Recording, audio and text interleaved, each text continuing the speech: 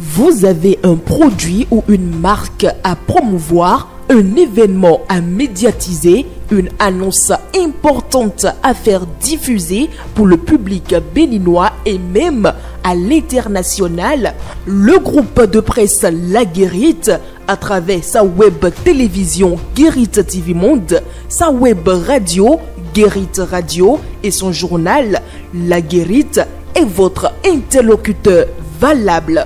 Pas notre savoir-faire, notre audience grandissante et notre présence constante sur le terrain ainsi que sur des plateformes digitales, donnez de l'écho à vos activités pour l'atteinte de vos objectifs. Reportages, comptes rendus, publi-reportages, spots publicitaires, magazines, interviews, bandes défilantes sont entre autres offres du large éventail que nous vous proposons pour une communication percutante et efficiente. À vous donc de jouer en nous contactant dès maintenant par appel direct et par WhatsApp au plus 229 01 97 26 26 111. Le groupe de presse La Guérite, c'est la garantie d'atteindre vos cibles.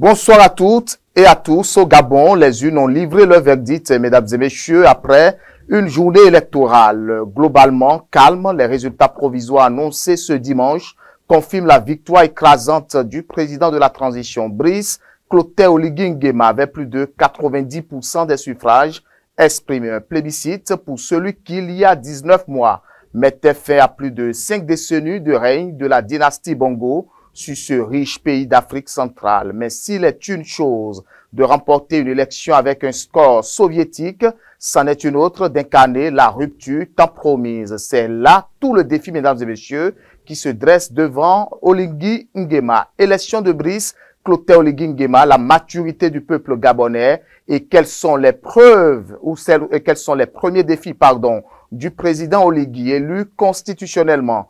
On se retrouve juste après la pause publicitaire.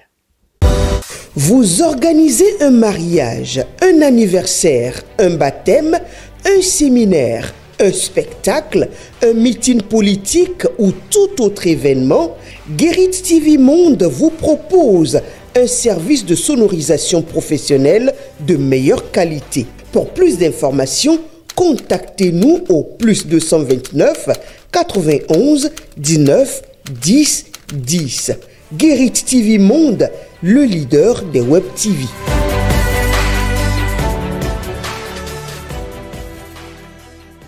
Les observateurs le notent tous, les Gabonais ont voté avec ferveur et espoir. Le taux de participation supérieur à 73% en dit long sur l'attente collective de renouveau et pour cause. C'est la première fois en plus d'un demi-siècle qu'ils votaient dans une élection sans un Ali Bongo à l'affiche ou sans les bongos. Ils ont également eu la conviction que leur vote serait enfin respecté contrairement au scrutin entaché de fraude en 2016 et 2023. À cela s'ajoute un fait non négociable. Brice Oligui Nguema a respecté son engagement de conduire une transition dans un délai raisonnable, une diligence qui se distingue dans un contexte africain plutôt marqué par l'éternisation des pouvoirs de transition. Retour sur une journée électorale globalement calme, couplée par le premier discours du nouveau président constitutionnellement élu dans cet élément de la rédaction. Après la proclamation des résultats présidentiels de 2023, annonçant la réélection d'Ali Bongo pour un troisième mandat à la tête du pays, les militaires ont perpétré un coup de libération mettant fin à la dynastie Bongo. On était le 30 août 2023. Nous, forces de défense et de sécurité, réunis au sein du comité pour la transition et la restauration des institutions, CTRI, au nom du peuple gabonais et garant de la protection des institutions, avons décidé de défendre la paix en mettant fin au régime en place. Le Gabon, sous la dictature de la famille Bongo, au pouvoir depuis plus d'un demi-siècle, est confronté à de véritables problèmes de gestion économique, sociale, humanitaire et bien d'autres. Au Gabon, plus de 2/3 de la population ont moins de 35 ans. Le taux de chômage chez cette tranche d'âge atteint les 40%. Selon une analyse des Nations Unies, la faible employabilité des jeunes est étroitement liée aux limites du système éducatif gabonais, notamment à l'inadéquation entre les besoins du marché du travail et les formations proposées, ainsi qu'à la faible qualification de la main-d'œuvre disponible. Le Gabon possède d'abondantes ressources naturelles qui lui confèrent un PIB par habitant parmi les plus élevés d'Afrique subsaharienne. Le pays est le 4e producteur de pétrole de la région et le premier producteur mondial de manganèse. Mais l'économie n'est pas assez diversifiée et est très dépendante de l'or noir, un secteur qui a longtemps profité à un cercle restreint. Le Gabon dispose aussi d'autres ressources sous-exploitées telles que les mines, le bois ou encore l'agriculture. L'accès à l'eau potable et à l'électricité n'est pas pleinement garanti en dehors des centres urbains. Nos orpailleurs n'ont plus le droit de se débrouiller comme par le passé, hein, en exploitant un peu d'or dans les rivières et tout cela. Ça leur permettait de vivre. Aujourd'hui, ce n'est plus le cas. L'or du Gabon est réservé au Maroc. C'est clair.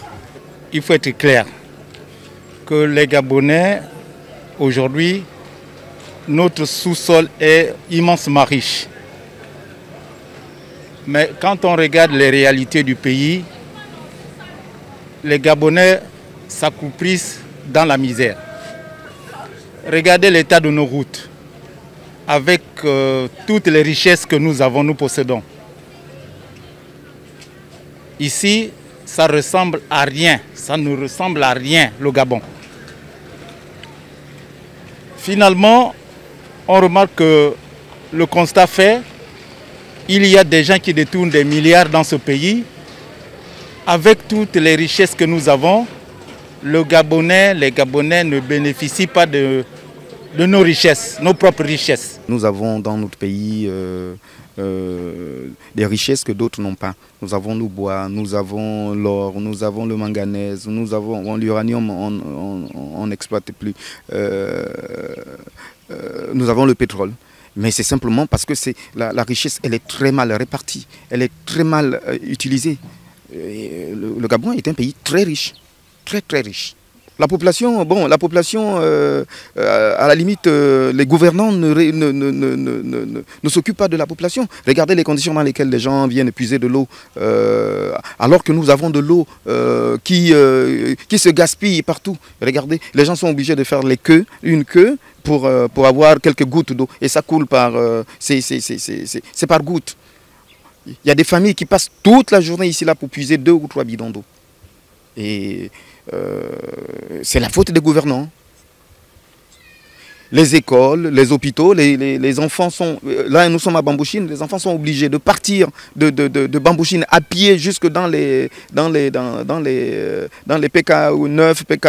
PK8 pour espérer trouver une école. Les routes ne sont pas bitumées. Il y a de la boue. Là, nous sommes en période de saison de pluie. Vous verrez, dans 2 semaines, les voitures ne pourront même plus passer ici. Les travaux sont à l'abandon. Les hôpitaux, c'est la même chose. Nous, dans la zone de Bambouchine, je ne sais même pas il n'y a même pas un dispensaire. Il y a peut-être un dispensaire, mais qui n'est pas opérationnel. C'est un problème. En organisant les élections le 12 avril 2025, les Gabonais ont mis fin à la période transitoire. Au soir du 12 avril dernier, Clotaire Brice Oligui Nguema, en course présidentielle avec 7 autres candidats, est sorti vainqueur avec plus de 90% des voix. Demain est un jour de travail. Nous devons désormais tourner la page de l'élection présidentielle.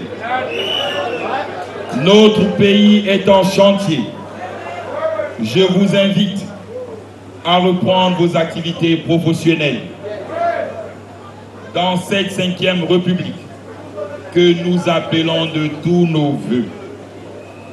Soyons des bâtisseurs de paix et de justice. Que Dieu vous bénisse. Que Dieu bénisse le Gabon. Je vous remercie pour cette belle victoire. Un premier pas vers un régime démocratique vient d'être instauré en attendant les résultats définitifs de la Cour constitutionnelle. Mais quels sont les défis du président élu démocratiquement pour les 7 prochaines années? Après sa brillante victoire à l'élection présidentielle du 12 avril 2025 avec 90,35% des suffrages exprimés, Brice Clotaire Oligui Nguema a reçu les félicitations du consul honoraire de la République du Bénin près du Gabon. Votre élévation à la plus haute charge de l'État constitue un moment fort de l'histoire gabonaise, peut-on lire dans le message. Je vous invite à suivre la quintessence de ces mots adressés au nouveau président du Gabon, le message qui porte la signature du docteur Yessoufou Marouya, qui porte justement la voix de Amanda Daké. Excellence, Monsieur le Président, à la suite de votre éclatante élection à la magistrature suprême de la République gabonaise, il m'échoit l'insigne honneur de vous adresser au nom des autorités béninoises et en ma qualité de consul honoraire de la République du Bénin près de la République gabonaise, mes vives et respectueuses félicitations. Votre élévation à la plus haute charge de l'État constitue un moment fort de l'histoire gabonaise, porteur d'espoir pour un avenir fondé sur la paix, la réconciliation nationale et le progrès partagé. Excellence, je vous exprime mes vœux les plus sincères de succès dans l'accomplissement de cette noble mission. Que votre mandat soit placé sous le sceau de la stabilité institutionnelle, de l'unité nationale et du développement harmonieux du peuple gabonais. J'en profite également pour réitérer mon attachement indéfectible à la communauté béninoise établie au Gabon en l'assurant de mon engagement constant à œuvrer pour sa sécurité, son bien-être et sa pleine intégration dans la société gabonaise. Veuillez agréer, Monsieur le Président, l'expression de ma très haute et respectueuse considération. Dr Yessoufou Marouya, consul honoraire de la République du Bénin, près du Gabon, à Libreville. Élu à un score écrasant de 90,35% au premier tour, Brice Clotaire Oligui Nguema s'engage désormais sur un chemin parsemé de défis économiques, dettes publiques, gouvernance des entreprises, chômage des jeunes, accès à l'eau et à l'énergie, diversification de l'économie, etc. Le président gabonais a 7 ans pour transformer ses promesses en actions concrètes, selon des Gabonais rencontrés par notre envoyé spécial sur place. Je vous invite à suivre les propos de quelques Gabonais recueillis par Shamsdine Badao. Le 12 avril 2025 marque un tournant historique pour l'avenir du Gabon. Le 12 avril, c'est la naissance de la 5e République.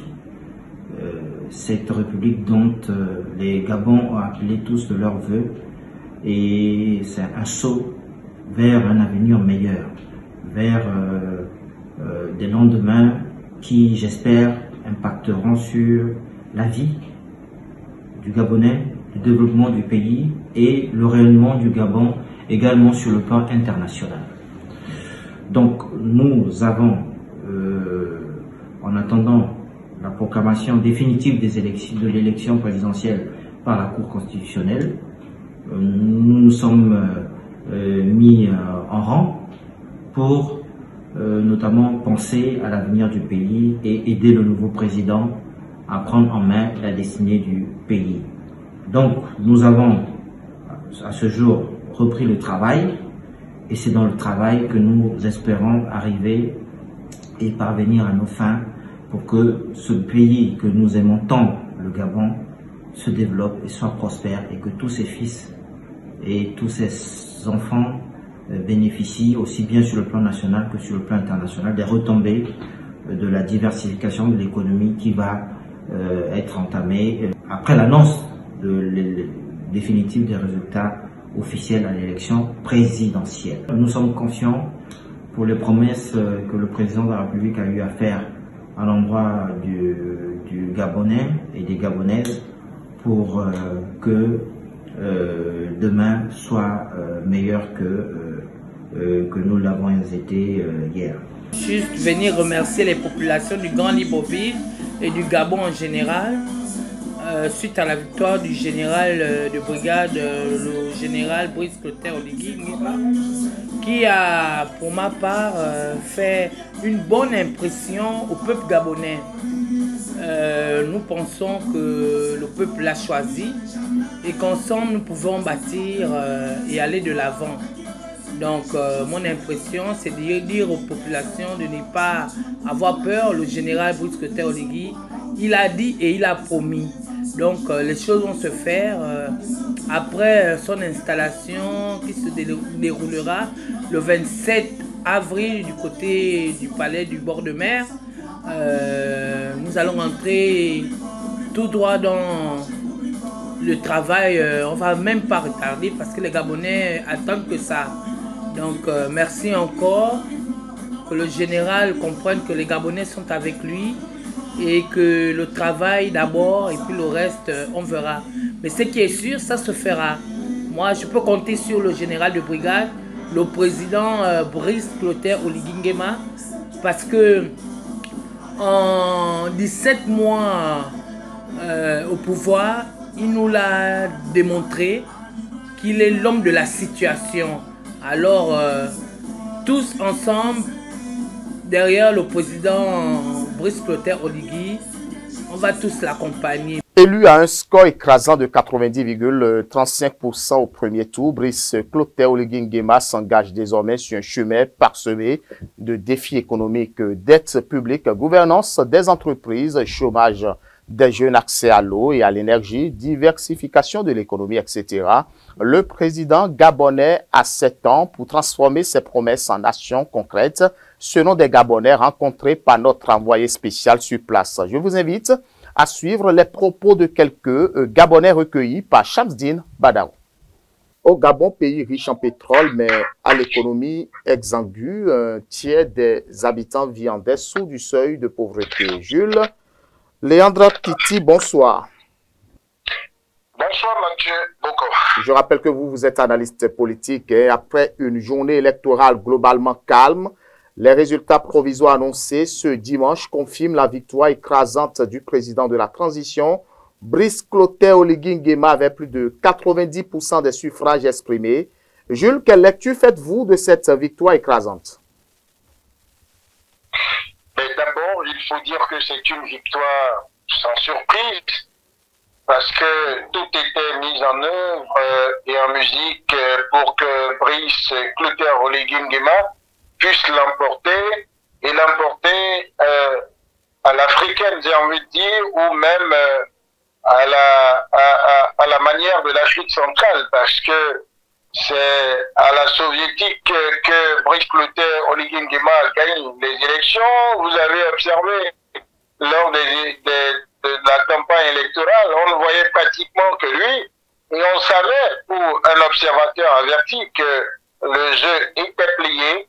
Le patron de la transition avait besoin de cette élection pour donc obtenir la légitimité, la légalité de son positionnement en tant que patron de l'exécutif du Gabon. On se rappelle donc il y a quelques mois qu'il a descendu Ali Bongo, qui était déjà croulant et qui était dans une situation où, bon, on pouvait imaginer, des gens à juste titre avaient dit que c'était un coup d'état de palais, puisque Brice Clotaire Oligui Nguema n'est pas loin de la fratrie Bongo. Donc, ben voilà,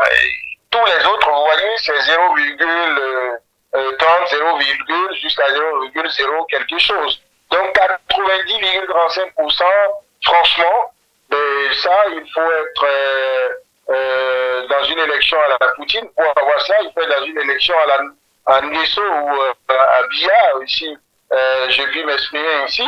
Donc, les Gabonais n'avaient pas le choix. Parce que les candidats qui étaient en face du patron de la transition ne pesaient pas lourd. Et je me permets de dire que, comme on connaît un peu comme ça se passe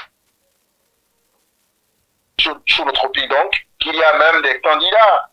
S'il y avait un second tour, vous auriez vu des candidats, parmi eux ralliés, le plus grand nombre ralliés, Brice Clotaire, Oligui Nguema, pour aller au second tour, mais bon, avec 90 et quelques, il gagne haut les mains.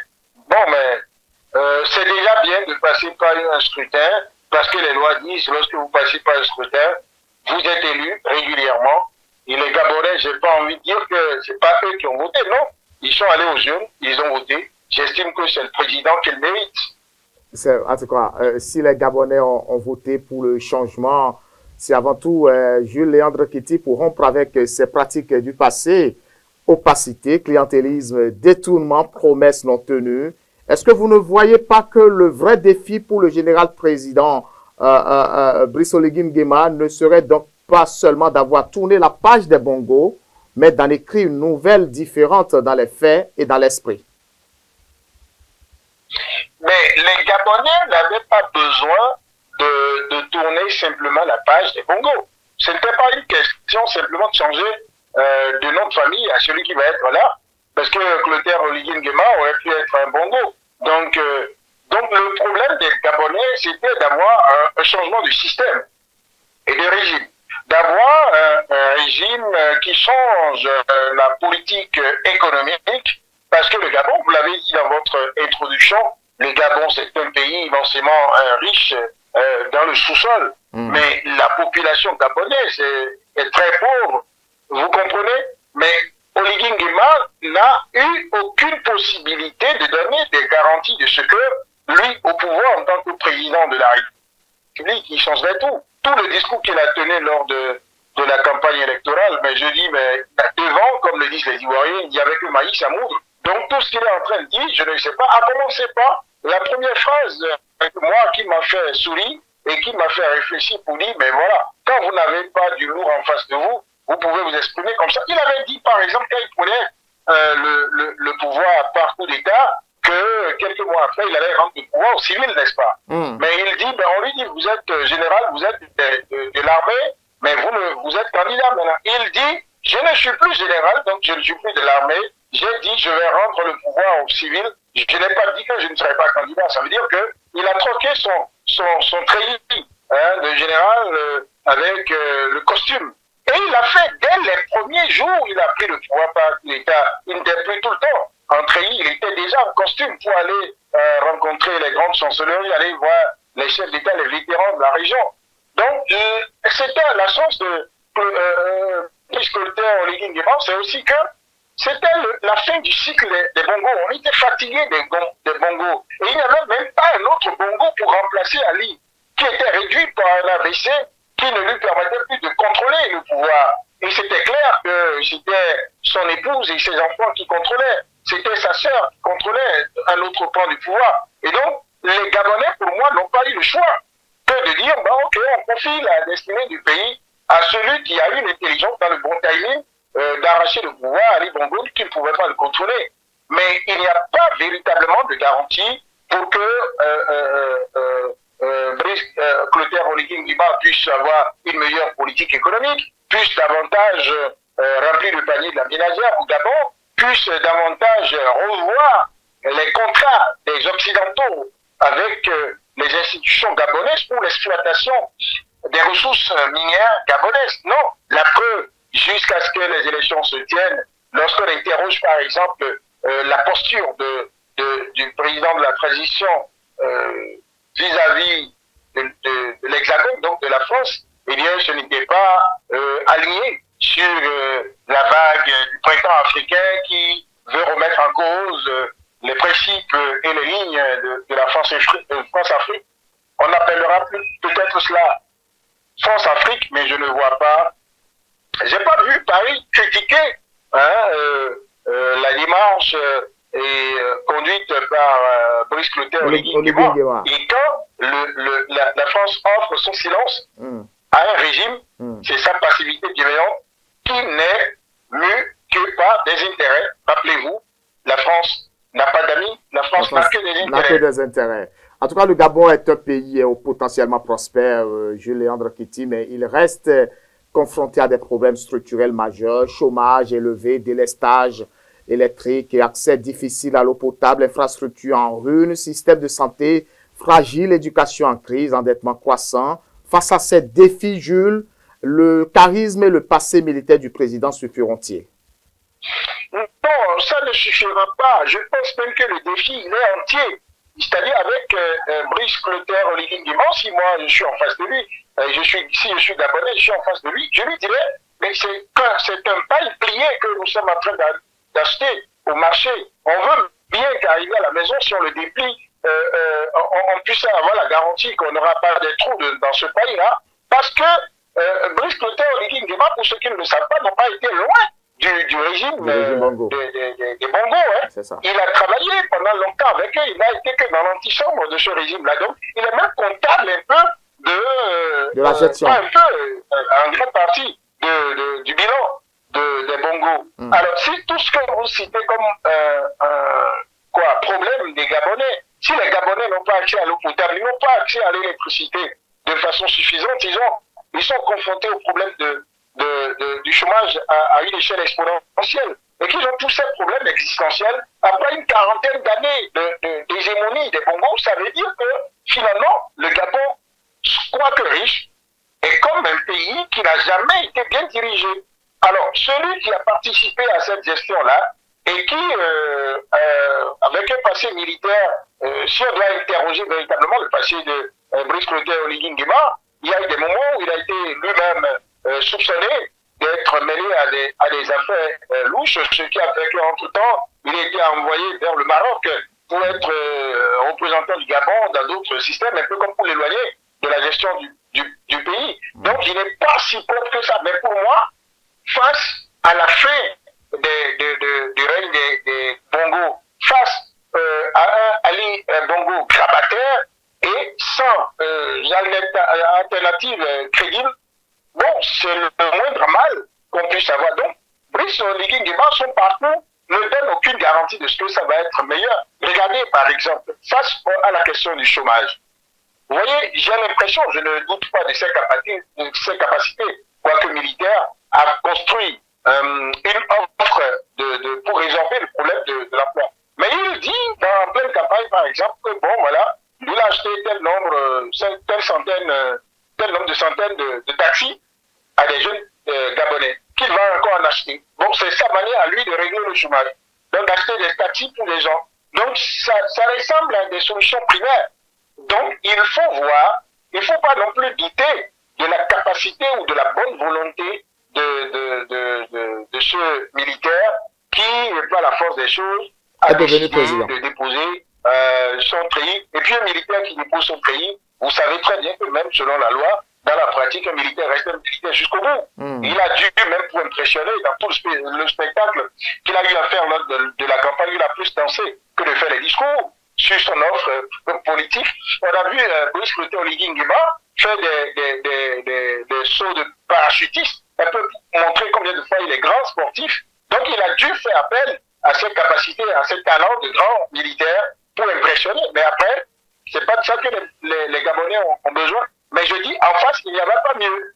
Donc, il va prendre le pouvoir, on va le juger sur la base des actes qu'il va poser. Ce n'est pas un acheteur des taxis ou des jeunes Gabonais. Et pour combien de Gabonais il va en acheter? Je ne crois pas. C'est pas ça qu'il va faire. On a vu dans d'autres pays ces genres d'offres qui ont eu des effets complètement éphémères. Et maintenant, surtout, il est entendu sur le chantier de ses rapports avec l'Occident. Avec comment il va remettre en cause, il va renverser la tendance par rapport à l'hégémonie, à l'influence de l'Hexagone. Rappelez-vous que le Bongo Père, mais pratiquement, participait à la formation des gouvernements français. Et puis, puis, il y avait des balises, c'est démontré, il y avait des balises d'argent qui quittaient le Gabon pour la France. Moi, je n'ai pas vu Olivier Nguema donner des garanties qui va rompre avec ça. Peut-être même que son pouvoir va être assis sur le soutien de la France, une certaine France qui est en train de perdre des pieds en Afrique. En Afrique de l'Ouest, ce n'est plus grand-chose à espérer. Mais même en Afrique centrale, il y a des vétérans qui sont là, mais bon, qui ont des ennuis avec la France. Sassou Nguesso ne lui demandait pas s'il trouve des brèches aujourd'hui de ne pas se retourner contre la France, parce que dans la fameuse fumeuse affaire des biens mal acquis, vous avez Sassou Nguesso qui s'est même fait confisquer son avion. Ça, ce n'est qu'une parenthèse, Jules. Ça, ce n'est qu'une parenthèse. Les bongos ne sont plus bien vus là-bas. Donc, Olivier Nguema va être simplement tenu. En résumé. Mais est-ce qu'il va pouvoir faire la magie? Ça va relever du miracle, s'il vous plaît. En tout cas, le temps nous donnera raison. Merci à vous, Jules-Léandre Kitty, pour vos analyses. Merci pour votre disponibilité. Très bonne soirée, Jules. C'est moi qui vous remercie. Merci. Merci à vous. Une chose est claire, mesdames et messieurs, le nouveau président est un peu produit du système Bongo et autour de lui gravitent de nombreux anciens serviteurs et architectes du système déchus aujourd'hui voués aux gémonies. Les Bongo ont peut-être quitté le palais, mais l'esprit du système semble, lui, bien en place. Et puis, ce score de 90% peut-il rassurer sur la vitalité, j'y arrive, démocratique du pays? Nous avons au téléphone Jean-Baptiste Runguet, acteur politique. Bonsoir, monsieur Jean-Baptiste Runguet. Bonsoir, mon cher ami. Comment allez-vous? Je me porte excellemment bien. Vous avez suivi justement les élections de l'autre côté du Gabon, l'élection présidentielle.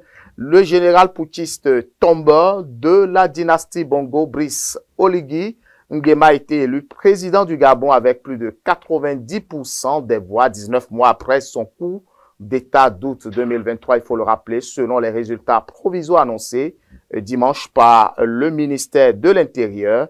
Quels sont selon vous les enseignements que vous avez tirés de cette élection présidentielle? Ok, les enseignements sont multiples et multiformes. Ce que je retiens, c'est que le résultat dénote de ce fait. Il n'y a aucun parti politique qui s'est organisé et qui a présenté un candidat.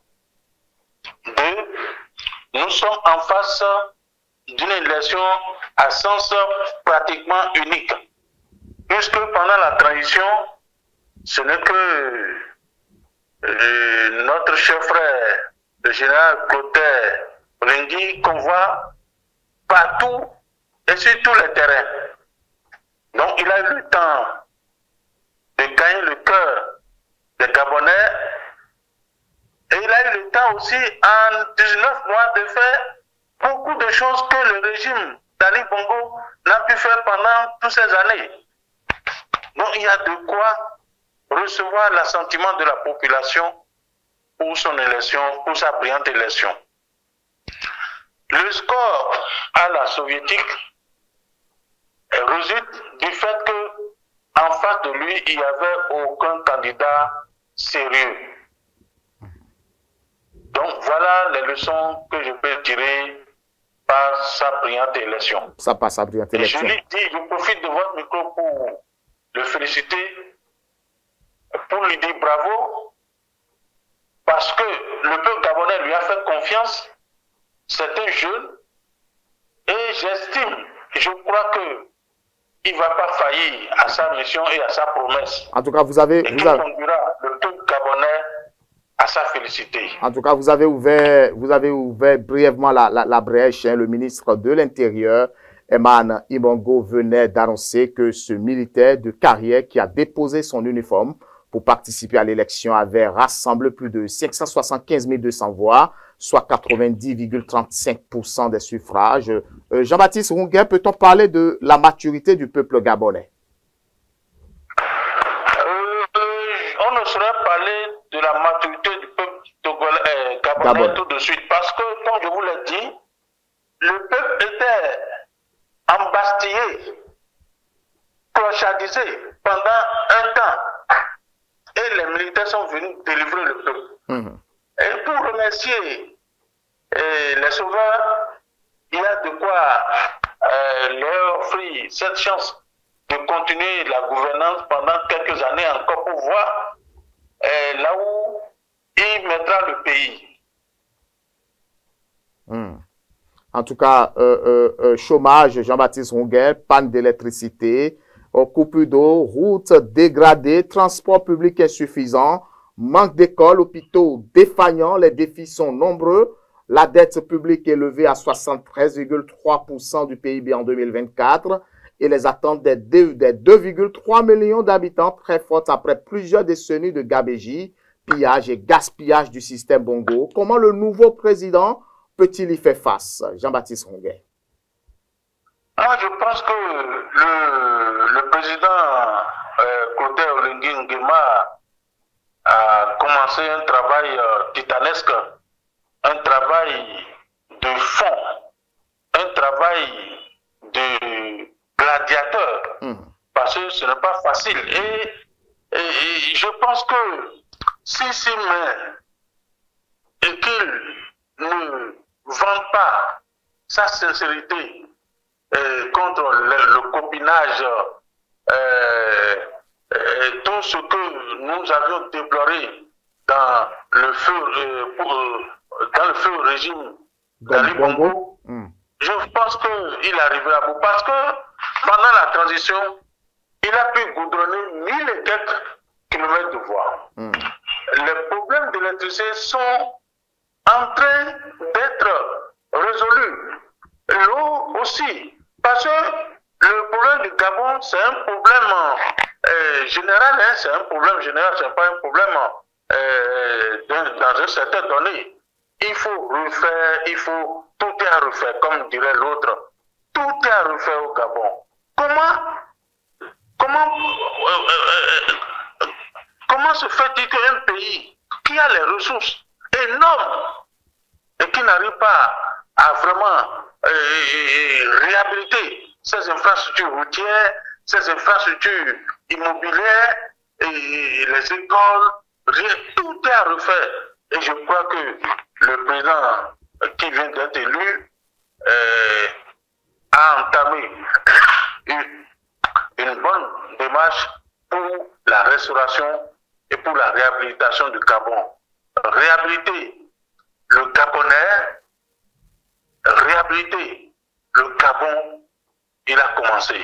Et je sais que s'il ne savait pas, si les politiciens, ceux qu'on appelle les politiciens trafiquants, n'arrivent pas à l'embrigader, il arrivera à relever le défi. Le défi est énorme, je vous assure. Le défi est suffisamment énorme malgré la richesse de ce pays. Il faut aussi noter que pendant la transition, il a pu éponger certaines dettes du Gabon. Donc, je crois que nous pouvons lui donner un blanc-seing pour lancer véritablement la reconstruction du Gabon et pour aller à son développement, afin que les Gabonais puissent aller à la félicité. Merci, Jean-Baptiste Ronguet. Je rappelle que vous êtes acteur politique, voilà, et puis vous avez opiné justement sur cette brillante victoire du président Brice Clotaire Oligui Nguema, les défis qui l'attendent, vous l'avez souligné un peu. Il faut en effet que Brice Oligui Nguema puisse rester dans la dynamique qu'il a pu entamer depuis la transition jusqu'à ce que le peuple gabonais soit délivré. Merci Jean-Baptiste Ronguet, on va se retrouver très prochainement. Merci, c'est moi qui vous remercie. C'est donc dit que Brice Oligui Nguema, mesdames et messieurs, devient le président gabonais avec 90,35%. Le peuple gabonais est-il si mature et quels sont les défis qui attendent justement le nouveau président gabonais? Nous avons au téléphone Hamzat Abdoulaye, analyste politique et géopolitique. Bonsoir Abdoulaye. Bonsoir. Vous avez suivi, comme tout le monde, justement, cette élection qui a eu lieu au Gabon. Comment vous analysez, justement, l'élection gabonaise et quel enseignement tirez-vous, justement, de ce score issu de cette élection?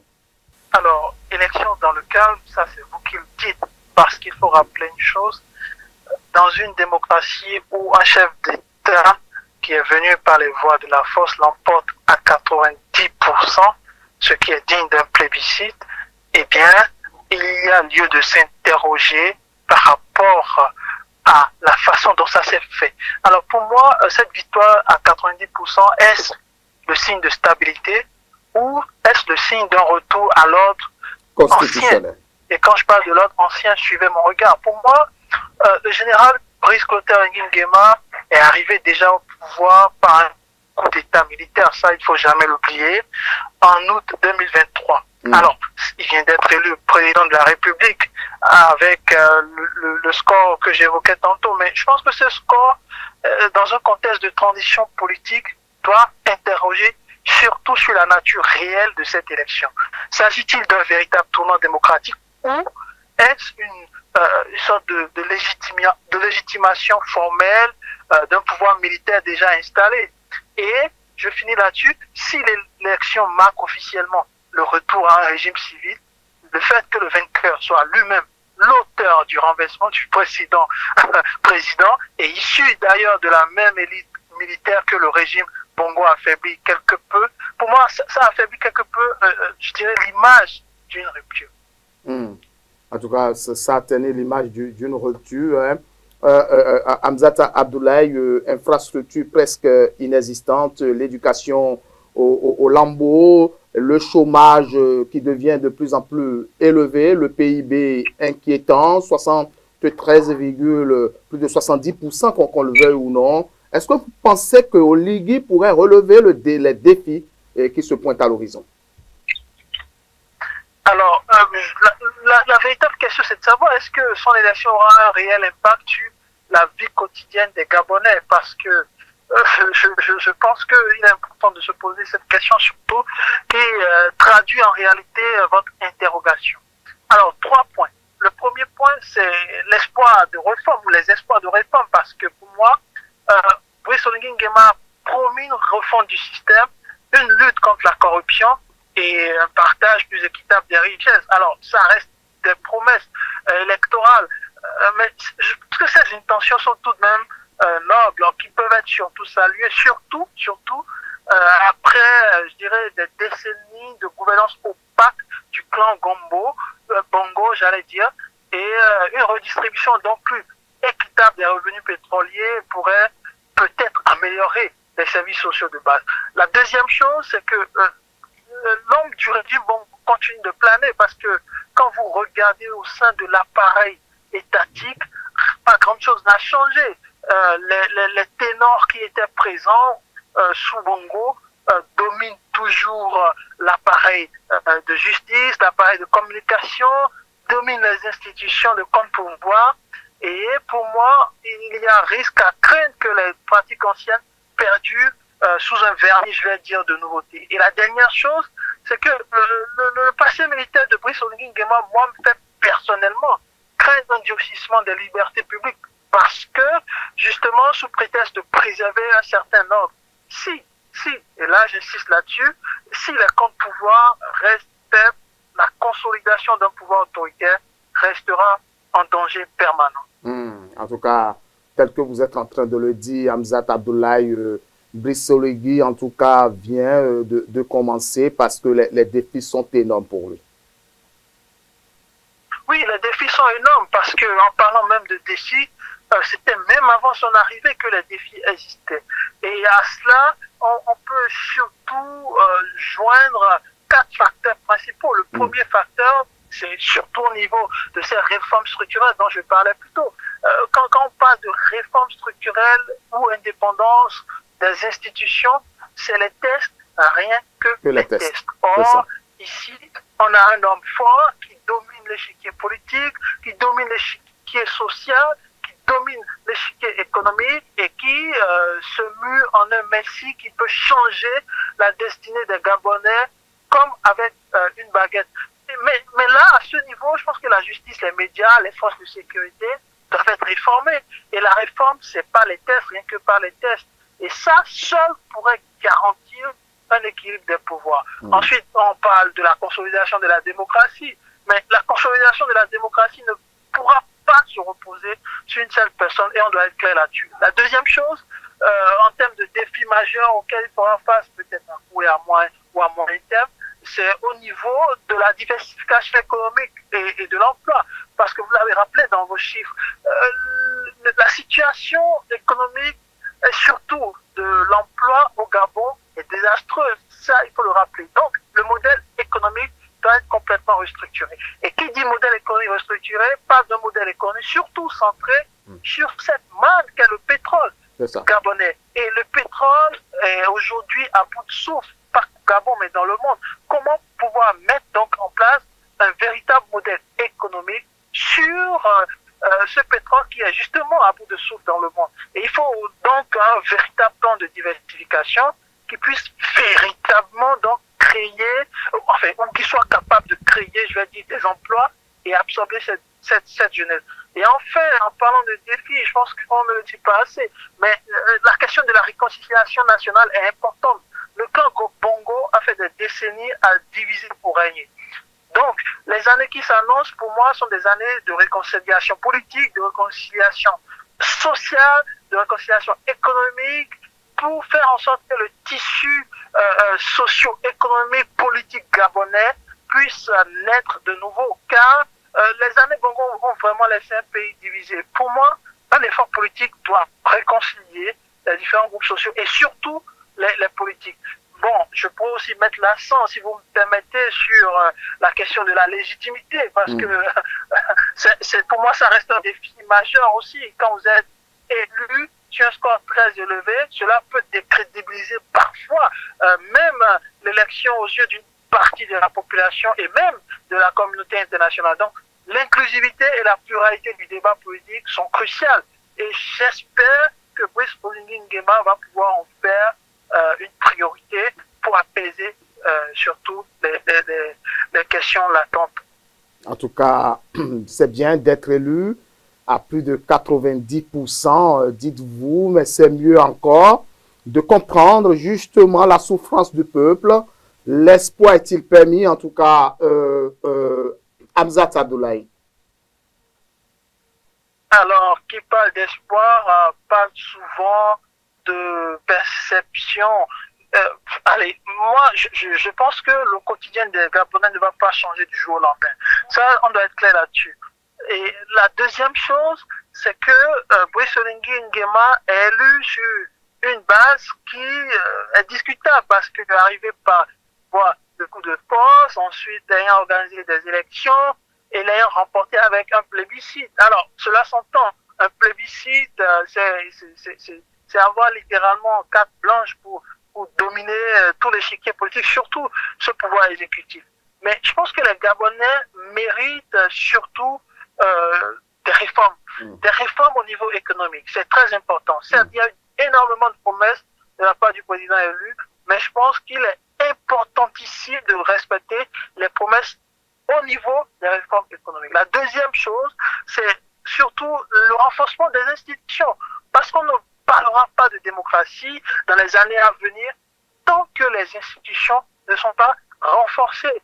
Et le retour à un gouvernement civil offre peut-être une opportunité unique de renforcer justement les institutions démocratiques. Et ça peut améliorer la gouvernance et même la transparence. Et la dernière chose à ce niveau pour moi, c'est que la stabilité politique accrue, on en parle, mais la transition d'un régime militaire véritablement à un gouvernement civil élu, en soi, ça peut garantir la stabilité politique et surtout attirer les investisseurs. Ça, c'est très important. La stabilité d'un État attire très souvent les investisseurs et ça, c'est le nœud central pour se développer et surtout favoriser le développement économique que j'évoquais plus tôt. Merci. Hamzat Abdoulaye. Merci à vous. Hein, merci. Je rappelle que vous êtes analyste politique et géopolitique. En tout cas, Hamzat, on verra avec le temps, hein, justement, ce parcours et cette gestion, cette gouvernance de Brice Oligui Nguema.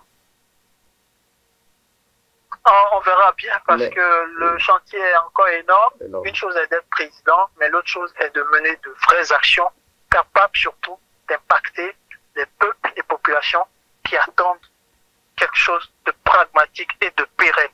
Merci. Merci à vous. Hamzat Abdoulaye qui était au téléphone, mesdames et messieurs. Il est analyste politique, il est analyste géopolitique. Très bonne soirée, Hamzat. Merci. Arrivé en tête de l'élection présidentielle au Gabon avec 90,35% des voix, Brice Oligui Nguema gomme définitivement son statut de militaire putschiste pour aborer le costume de président démocrate. Il devance de loin ses adversaires, dont le dernier Premier ministre d'Ali Bongo, Alain Claude Billy Bayunze, qui bénéficiait pourtant de soutien important dans la diaspora. Élection de Brice Oligui Nguema, la maturité du peuple gabonais et quels sont les premiers défis du président Oligui élu constitutionnellement. Suivons les réactions de quelques citoyens de Parakou. Ils sont au micro de Anselmo Richard et Modeste Adanzeto. Le premier défi va être celui de l'unité nationale. Parce que vous n'êtes pas sans savoir que le régime qui a dirigé le pays, c'est presque un régime familial. C'est une question de famille. Et donc, quand ce régime a fini par, disons, être, je peux dire, combattu d'une manière ou d'une autre par ce coup d'État, il y a que des Gabonais se posent encore des questions. Celle de savoir, par exemple, si ce n'est pas une continuité. Il y a cette peur-là. Mais donc, il faut travailler à l'unité nationale, c'est-à-dire restaurer la confiance. La deuxième chose qui est comme un défi aussi, c'est le défi de la bonne gouvernance. Vous savez, c'est un problème pour toute l'Afrique, mais c'est encore plus crucial dans certains pays comme le Gabon. Ce pays est riche de ressources minières et il va falloir que le citoyen lambda soit convaincu que la gouvernance sera faite de sorte qu'on tienne compte de tout le monde, qu'on ne priorise pas une certaine partie de la population au détriment d'autres. Il faut faire en sorte que la bonne gouvernance soit une réalité et que tout le monde puisse se sentir, disons, citoyen et bénéficie de la richesse nationale. Le troisième et dernier défi, je pense que ça c'est crucial. C'est le défi de, comment je peux appeler ça, du militantisme. Il faut qu'on retourne à la base. Les défis sont énormes. Vous êtes dans un pays qui a été à un certain moment gouverné par une dynastie, la dynastie Bongo. Le père a fait un certain nombre d'années, le fils également est resté, a fait un certain nombre d'années. Donc la hiérarchie politique était centrée sur une famille. Et là maintenant, vous pouvez entendre au moment de la campagne, on axait beaucoup plus la campagne sur l'accès de la jeunesse à l'emploi. C'est crié aujourd'hui au Gabon, malgré que la population tourne autour de 4 ou 5 millions, les jeunes qui sont les plus nombreux n'ont pas accès à l'emploi. Donc je crois que le président doit pouvoir réfléchir dans ce sens-là. Dans un second temps, il y a également des infrastructures routières qui sont dans un état de dégradation avancée au Gabon. On a vu le président, quand il a dit qu'il était président de la transition, il le disait, il a lancé d'innombrables chantiers donc, de réhabilitation d'infrastructures routières, donc il doit poursuivre dans ce sens-là. Il y a également l'administration gabonaise qui était centrée sur un modèle calqué donc, sur la gouvernance d'Ali Bongo, et aujourd'hui on doit pouvoir donc décentraliser donc, la gouvernance, mettre donc, la gouvernance à l'actif des populations. Ce n'était pas le cas, je crois que Oligui réfléchit dans ce sens-là, et quand vous lisez son projet de société, vous comprenez donc qu'il a l'ambition donc de donner de l'emploi aux jeunes, de rester donc dans la dynamique d'offrir donc des microcrédits aux femmes, de réhabiliter les routes, les infrastructures, et il doit rester dans ce sens-là parce que le Gabon en a énormément besoin. Le Gabon, c'est un pays riche, mais qui aujourd'hui souffre de sa propre richesse. Et je pense que comme tout pays africain, nous avons beaucoup de défis à relever. Par exemple, l'employabilité. Il y a la jeunesse gabonaise qui souffre de l'emploi.